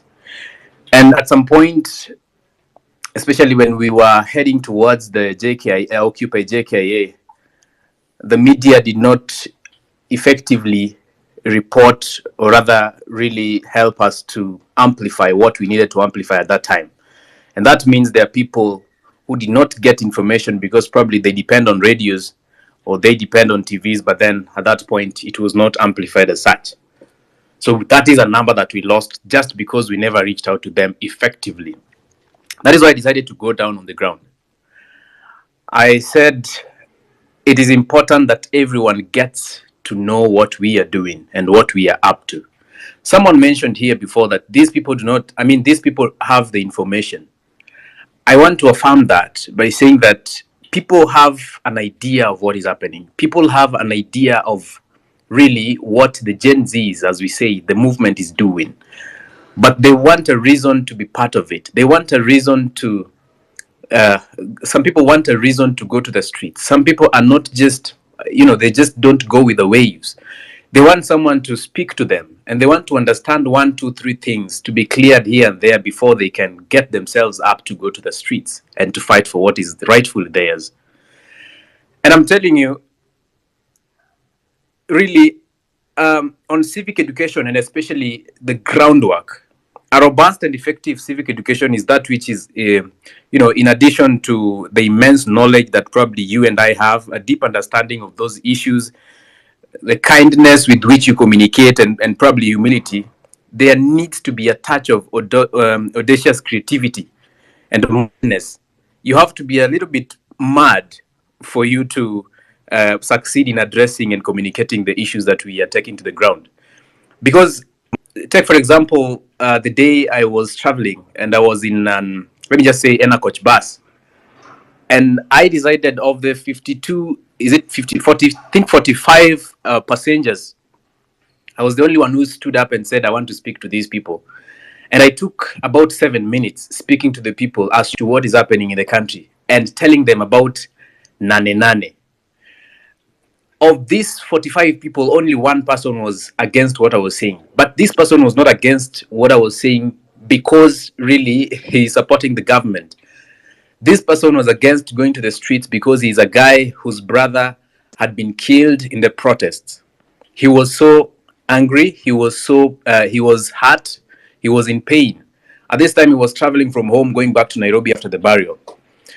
The lesson learned from that point is that even as we take message home, even as we take message to the ground level, we need to understand that there are people who lost their people. And much as they may have enough courage to come back to the streets, they have to be recognized and they have to be told pole before we start anything. From that point to date, any day, anytime I get to speak to people, I have to first of all tell people pole for those who probably who are part of a crowd I'm addressing, and they've lost one or two of their people. That is one thing I learned. Another thing I learned is yesterday. Yesterday I was in Nairobi CBD. I was speaking to a group of people, and I realized that these people actually have knowledge, and people are discussing on the ground what is happening. The Adani group, JKA, and all stuff. But someone just wants to be told how it is affecting them in person. As an individual, how does it how does it affect me?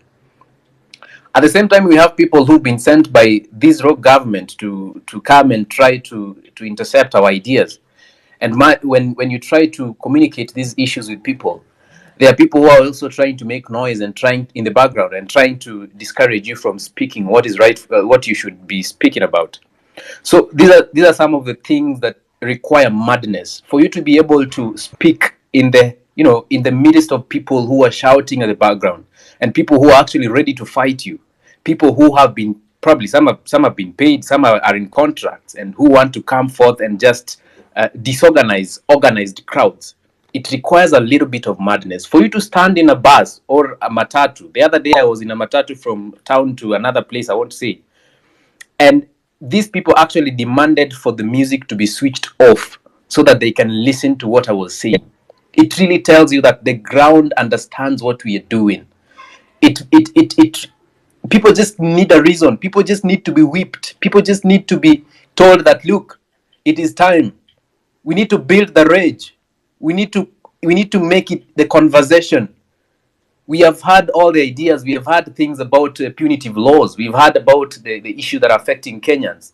I can speak about so many issues. University fees. I can talk about the university I went to, University of Nairobi. I paid 26,000 every year. Right now they are paying, I don't know, in hundreds of thousands every year, academic year. I paid only for 5,400 for accommodation. Right now they are paying, I think, 39 or so thousands every year. I mean, every semester. We can talk about the acts and everything. We can talk about the carbon credits and people adopting forests, Rachel Ruto adopting forests, and we know what is behind that really. We can talk about the livestock bill and the punishment for any offense committed within that act. 500,000 Kenya shillings or 1 year in prison. I mean, for a normal Kenyan. You understand? Really, these are the things we need to tell people. These are the things we need to communicate even as we do groundwork. Now, ways of doing civic education are so many.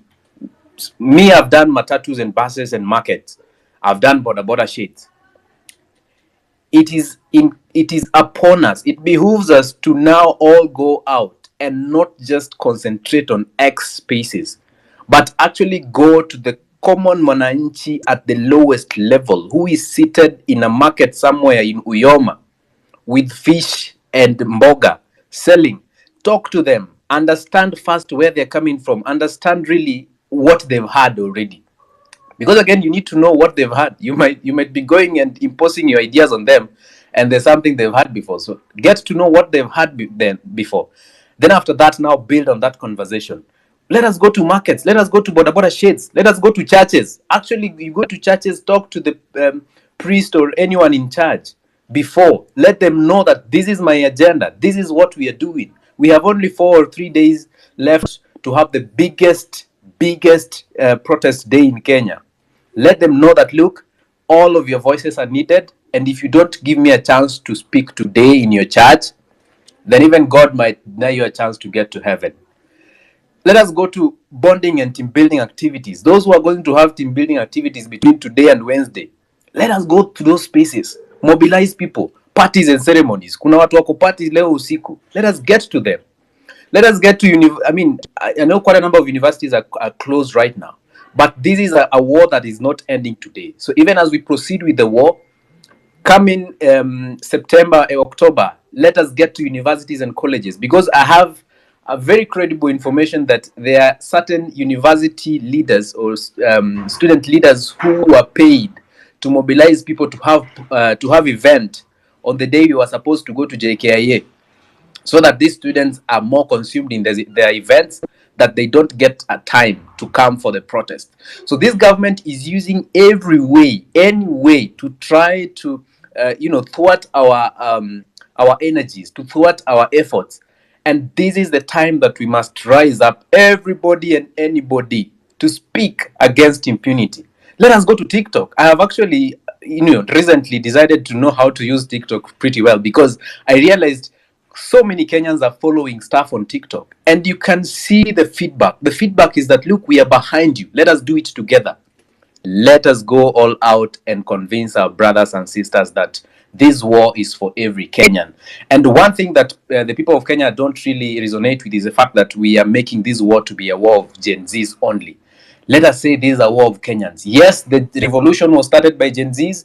It has been led by Gen Zs for a substantial amount of time, but it is time that every Kenyan comes out and speak against the ills and the things that this government is doing. Now, finally, I would want to make just a message to any police officer or defense or members of the defense forces who are listening. Yes. Look, we are your brothers and sisters.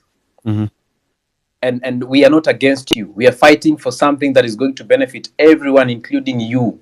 We are your brothers and sisters. You are our fathers. You are, everything. Please, you've seen what have been done in other countries. Come together. Let us join hands and let us speak to the truth. For our religious leaders, especially Supkem of today, said that we should suspend, or rather we should halt the Thursday protests. I want to tell them we are not halting. We are going forth and marching to occupy what is ours. So the religious leaders, those who have not spoken, please come out, be on the right side of history, and make it known that you want a better Kenya. Make it known that at some point in 2024, you supported the people of Kenya against an illegal government. Finally, and very final, this is a just cause. I normally say when the cause is just, conquer we must. Let's go forth and conquer, ladies and gentlemen. Thank you. Nane, tunakutana. Nane. Thank you very much, Joshua. Thank you for your submission about civic education, a very important ingredient in any form of revolution of the mind, revolution of the politics of that country. Civic education, political education, that's what we have been missing here on this app. Of course, there are people who have been teaching us and sharing with us, but I know that is something that is going on even right now offline and in other apps like WhatsApp and TikTok. Thank you very much. Bivon, the student. I'm giving you 1 minute. Thank you. Good evening, everyone. My name is Bivon. I want to make my submissions. Actually, I'm not talking about, maybe some of you are talking about maybe civil education, some of you are talking about food security, but mine is just mobilization. As a high schooler, I want to tell you that Nane, we will be there. We've seen things on social media. Some people saying that the government is worried some of us will join. Not some of us, actually. We will be there because the government has messed up our lives. Not only the lives of the comrades. Let not the song be that the comrades are the ones who will be in the demonstrations. We will be there as high schoolers. As a person, I've taken that responsibility to mobilize my fellow students, my fellow age mates, my fellow schoolmates. I've taken a responsibility, and I'm sorry to say this. Sorry to the teachers who are listening to this. Sorry to the parents, but we have to face this thing. We cannot continue fearing. If we fear, we will not achieve. And if we quit this, we will not achieve what we want. Because one philosopher once said, quitters never win, and winners never quit. So we cannot quit. We are almost there. Let's not celebrate of these small things we've achieved. We've achieved maybe we've achieved going to parliament. That is a small thing, very small indeed. So we should not be celebrating that at least Gen Z has achieved. No, we've not achieved. Our agenda is that Zakayo must step down. That is it. And some of us in this space might be asking ourselves, why are these students demonstrating? They don't have maybe mere reasons. We have the reasons. Some of us are here on social media. Majority of the students are here. We follow Cyprian. We follow Cornelius Rono. We follow these people, they educate us. We know what is happening in the country. It is not that we don't know what is happening in the country. We know. We follow you bloggers. You tell us this and this is supposed to happen. This and this was supposed to happen and it never happened. It is supposed to be like this. That is why we will be in the streets full force, young as we are, to fight for our nation. Because if we don't fight, who will fight for us? The comrades will fight, yes. They achieve their own. Maybe we have to be there. We tell the president, Mr. President, because of the fall of the Finance Bill 2024, you said scholarships will get 16.9 billion cut off. The schools, the secondary schools capitation will get 18 billion cut off. The TVET capitation 4.5 billion, where we are heading to. The HELB 10 billion. What is that? We know what is happening. In school, we are given pocket money. But that pocket money doesn't help us, because when we were maybe in class 8 or form 1, it used at least to satisfy us. But now, bread is at 70 at school. Bread is at 70. You are given 2,000. How long is that pocket money going to last?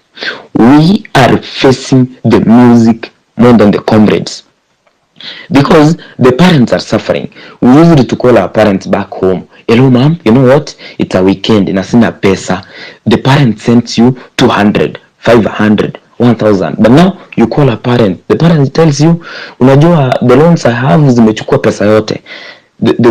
Hizi vitu nanunua hapa kwa nyumba, you understand. Wewe unajua mahali maisha imefika. Even the teachers in school tell us, wanatuambia uko maisha nje imekuwa ngumu. So we have the pain. We have felt the pain. So I want to tell you guys that Nane, don't be shocked if you see us having our own t-shirt, because as I've come up with my own groups, my Telegram groups. I have Telegram groups for only students that we discuss on how we are going to come out, so that we can tell this Zakayo, you know what, we are also touched. This must happen. We will be having our printed t-shirts telling Zakayo as a student, we are tired of hearing that the president, William Ruto, who is William Ruto? In fact, he's not even supposed to be called the president right away. He's just a mere person. It's only time and him which are separating the seat, time and him. So what we should do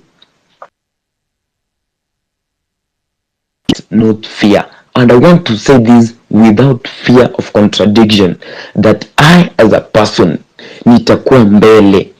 I've been the front line, fearing nothing. If I die, anyway, death is there. The Bible says, hili siku ya kufa ni bora kuliko siku ya kuzaliwa. So why should I celebrate a birthday, a mere birthday, yenye nimeshindwa kununua keki? I will die for this country, and the country will be liberated. Country itakuwa sawa. People will be living their lives. This dictatorship must end. We cannot be dictated now. We can't be dictated with educated fools. Yani, I wonder. It's like now, this government is playing with our minds. Now, let's take an example of Manchester United as a team.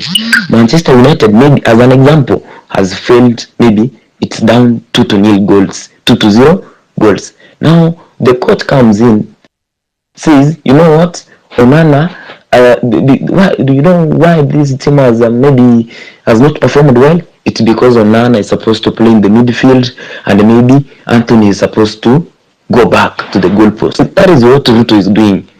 Migrating CSS to this place, removing this CS, taking to the center, taking to the center back, migrating from the center back, taking to the forward. They will do nothing. That is playing with our minds, mind games that we are in fact out of. We can't be dictated with this, just a mere person trying to play with our minds. Atasa nimevunja cabinet. I will maybe tell this, I will say this. No. I want to tell you, because of time, we will be there. Yes. Let's not fear. Thank you. All right. Thank you very much. Thank you very much. All right. Edgar, you can go on. I can see Julie. I can see Simon. Go on, Edgar. Oh, okay. Thank you so much, Amerix. I hope I'm being heard. I actually dropped as a co-host. I've been having connectivity issues, and the space has been reported severally. So I also understand. So I'm going to continue giving people a chance, even though I'm not a co-host, but I'm going to give the people that have the mic a chance to talk at least for 2 minutes, because this citizen assembly is about you guys. It's not about Amerix, it's not about Cyprian Nyakundi, or it's not about Edgar. We must have these conversations, no matter how uncomfortable it feels to have the conversations, because at the end of the day we do not have any Kenya. We have this one Kenya, and we must protect it at all costs. So Julie, hi, how are you? You have the mic. Good evening, everyone. How are you? Can you hear me?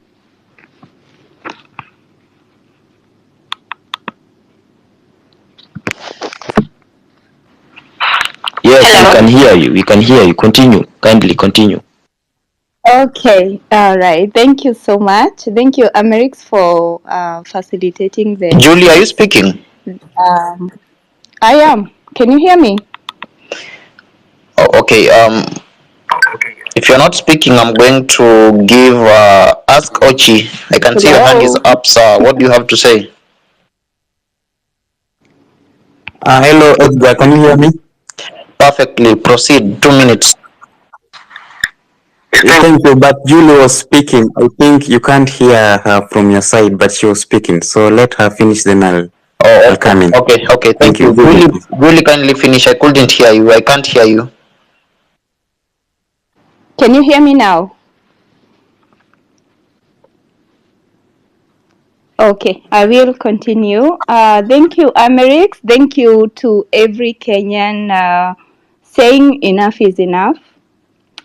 I have to say that a lot is riding on this movement, and I think there is so many people out there who are looking up to us Kenyans, what we are doing right now, demanding for what is rightfully ours. We are not asking for too much. We are not asking for anything extra other than that what we deserve, which is a better Kenya, with the leaders who know what they are doing, because currently is like the current leadership is blind or something, or tone deaf, because they are not listening. They are not answering our questions. They are not giving us way forward, which is really sad. I feel like our current leadership, they had perfect opportunity to rise up to the occasion, to give us direction, but the whole thing has been turned into us versus them, and this can only continue for so long. So I would say nane, and also I had these questions. Maybe people here on the space can help me, with ideas on how can we call for accountability, to given what, you know,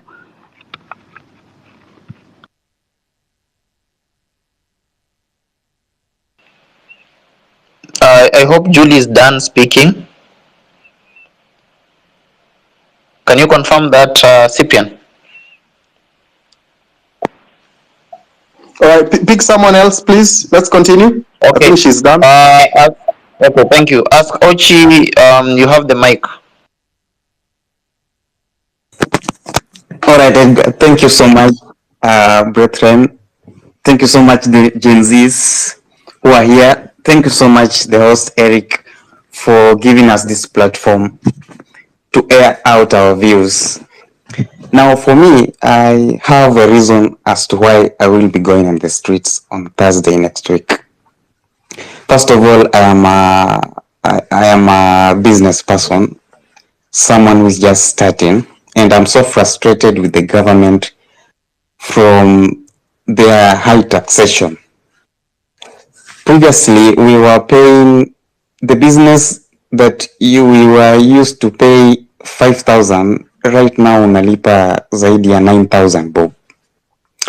Hii 9,000 bob ukishalipa, watu wa Kanja wanakuja wanakuambia no, wewe uko na machines mbili, huwezi lipa hii 9k.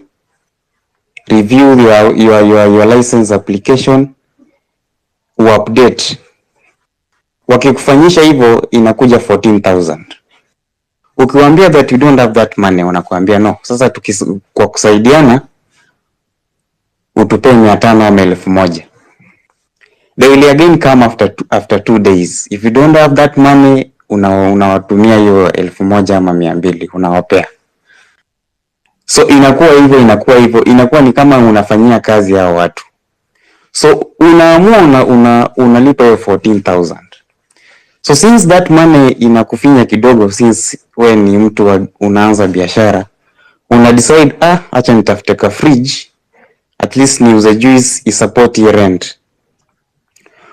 Ukitafuta fridge ulete, wanakuja wanasema sasa wewe sasa ushakuwa na biashara mbili. You have a mini cyber and you have a fridge. So this fridge is also taxed. So again you go and review. Una update tena hiyo license yako. So unapata unalipa pesa mingi sana kwa government to a point you go at a loss in the name of paying taxes. So that is the major reason personally as to why I'm supporting Nane and Ruto must go.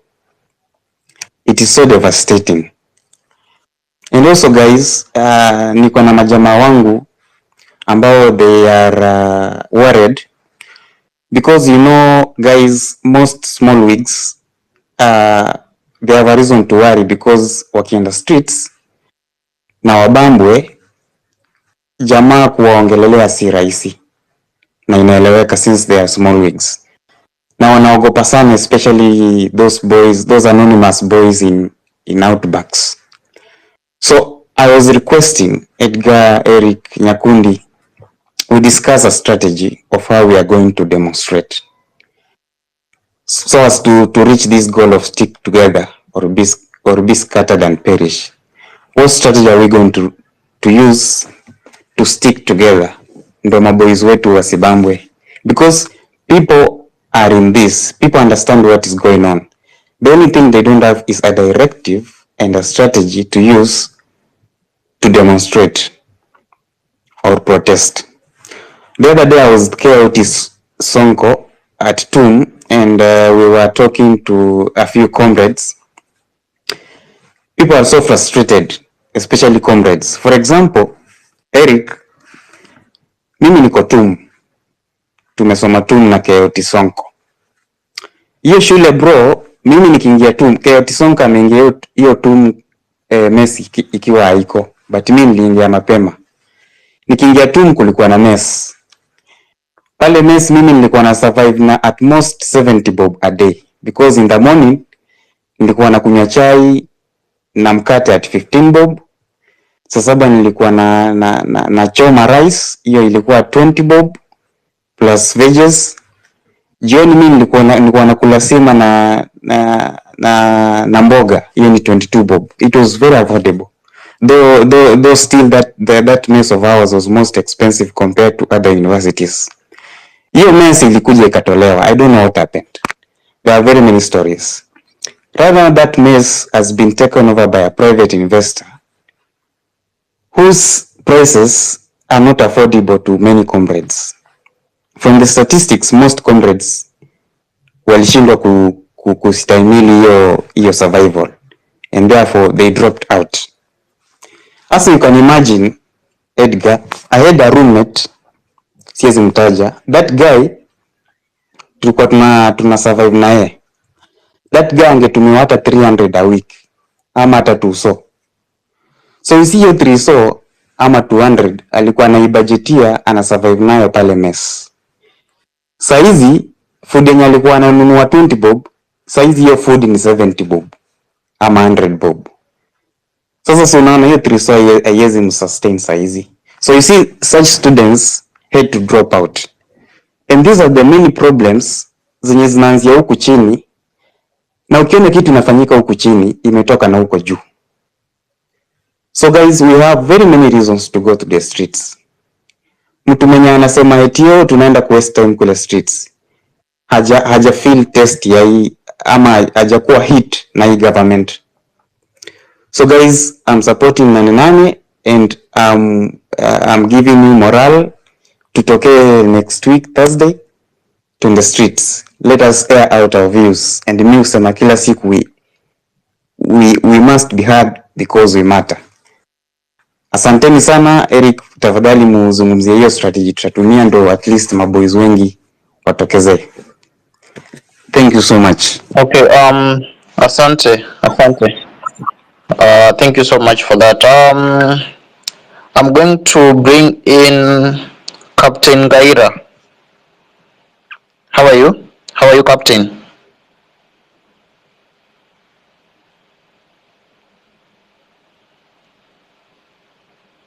Okay, if he's not there, I'm going to let Deborah Akello speak. Good evening, how are you? I'm good. How are you guys doing? We're fine. You have the mic, 2 minutes kindly. Thank you. So yes, I've been listening and thank you for giving me the mic. And the topic today is stick together or be scattered and perish. So what are the other ways of this movement sticking together? I've heard people talk about civic education, and I want to give a shout out to Morara Kebaso. He's been giving very good videos in terms of civic education, and those videos are going viral. Why are we going on the street on the 8th? So other ways that we can also do civic education is, what is it that somebody can do in the comfort of their own home to show that they are dissatisfied with this government? I was of the opinion that if we say from 12 o'clock to 1 o'clock every day, we should be making noise, banging sufurias. If you're in the house, just go outside with your sufurias, just bang them and tell this government we are hungry, we don't have food. For 1 hour, there is noise all over the country. Then we stop.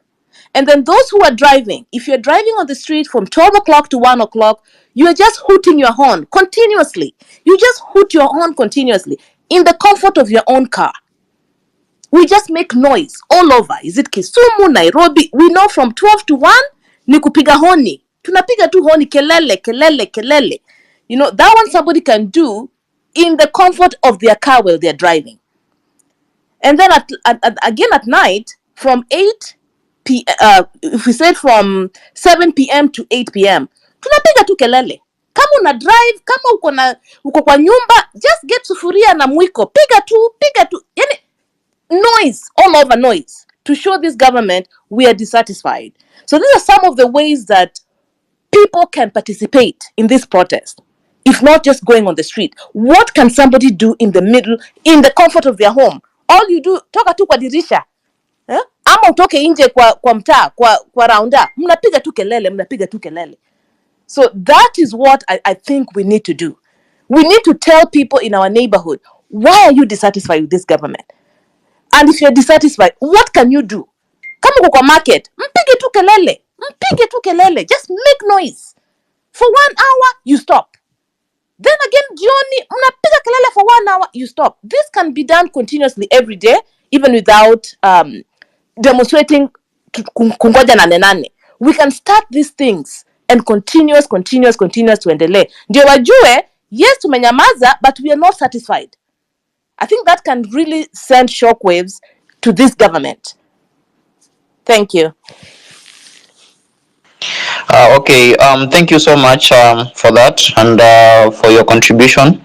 So I'm going to bring in Wakili. Her name is Achieng Ochieng. She has wanted to speak about the issue on IBC. I think she's preparing something together with Mukenya Daima, if I'm not wrong. So, Madam Wakili, kindly, if you could keep it to 2 minutes, kindly. Hi, Edgar. Thank you. I'm Dana Chieng Wakili, and I'm just here to speak on IBC. And the point I want to touch on, or my points on today on IBC, will be about the selection panel that is currently underway. Just to bring you guys up to speed, some of you might not know, but there's a court order by Kalonzo Musyoka and the Wiper Party to stall the process of having the selection panel.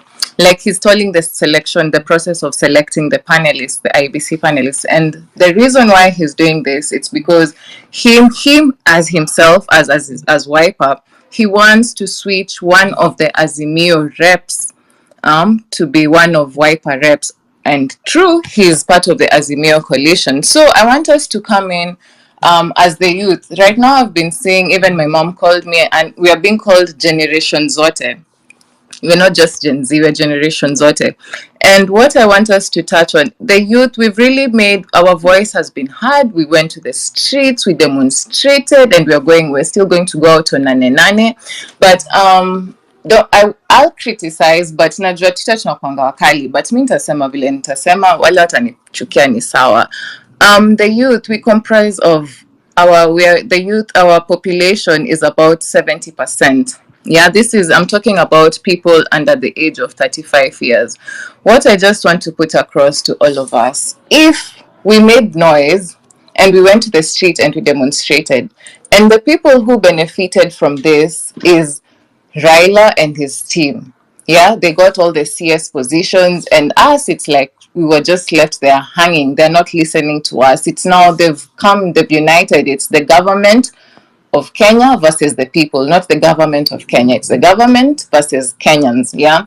So my point is, if we have a very strong voice, but we need to sit at the table, or we need to have people at the table where critical decision making is being made, because there's no way that we can trust. We are saying, okay, there's selection, there's LSK, there's the parties, there's ISPAC and everything. There's no way we are still going to allow these same people that we have no trust on to have our best interest at heart. What am I saying? All I'm just trying to say right now, there's a petition that's being tabled in Parliament. Hopefully tomorrow, we are working on it.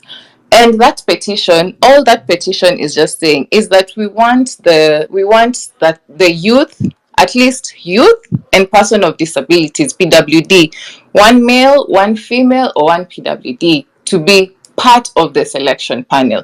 And I feel like this is important, because if we have somebody who is there in the table where these tumbocrats are going to make decisions that are going to influence our lives, because I've been in this space and we are tired, there's hopelessness, but we're still fighting. And especially that the numbers of 247, nilisikia number nikasikia kama nitachizi.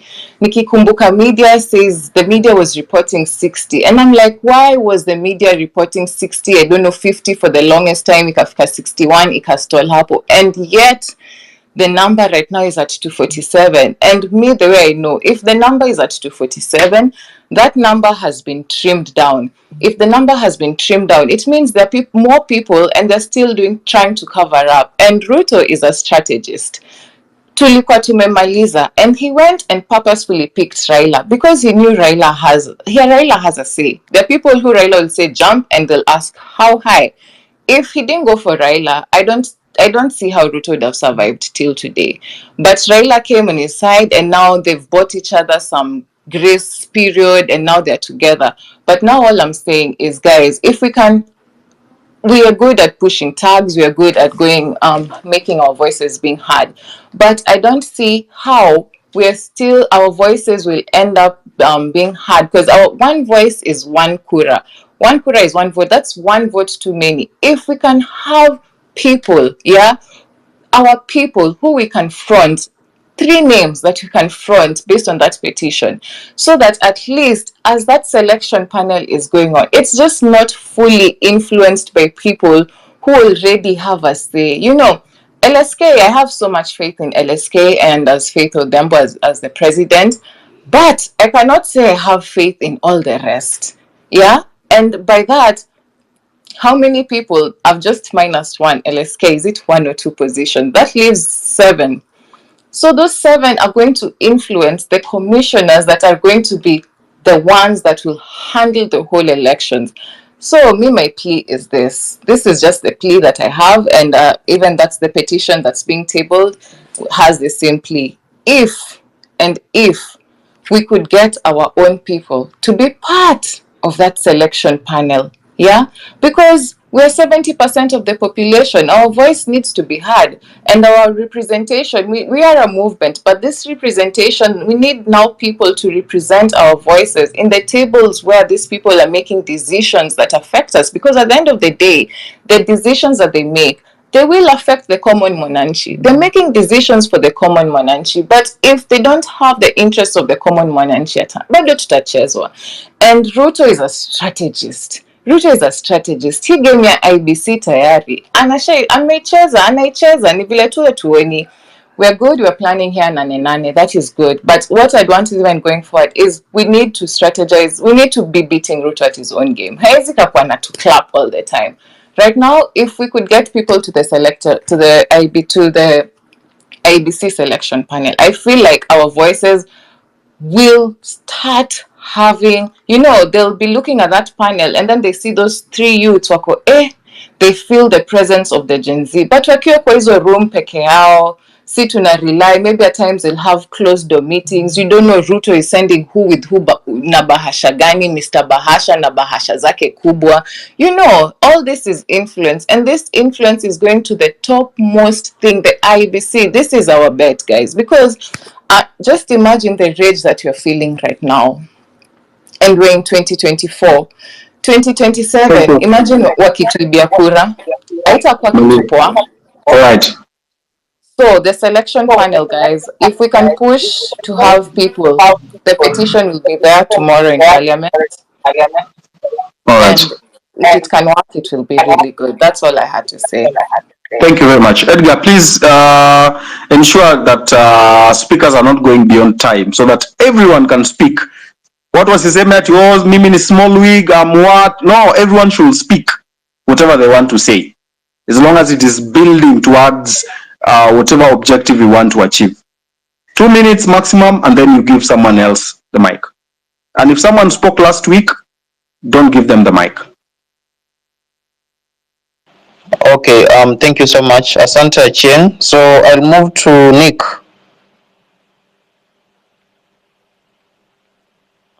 Nick, Naja. Okay. Let me move to AK. How are you? You have the mic.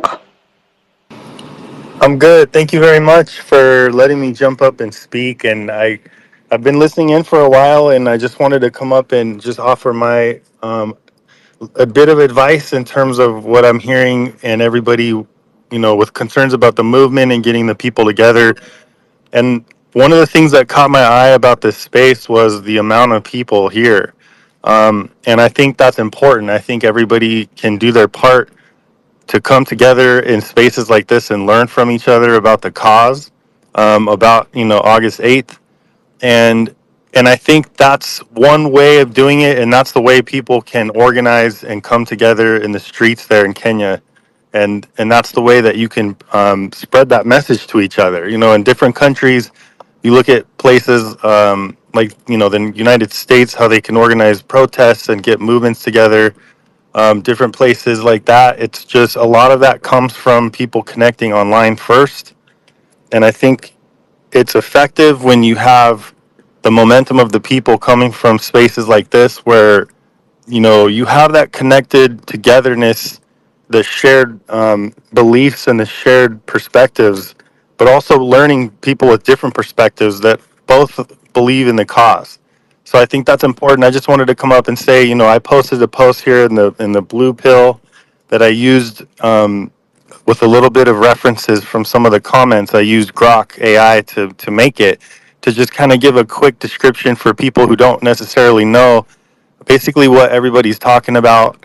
So, and then I did also go and make a picture with AI just to demonstrate some more visual ways of getting people's attention. And I think that's, to me, what I try to do with different causes that I go around using X. It's a great platform, and it's only growing in its ability to connect the people against exactly what this cause is representing, which is rising up against corruption in the best interest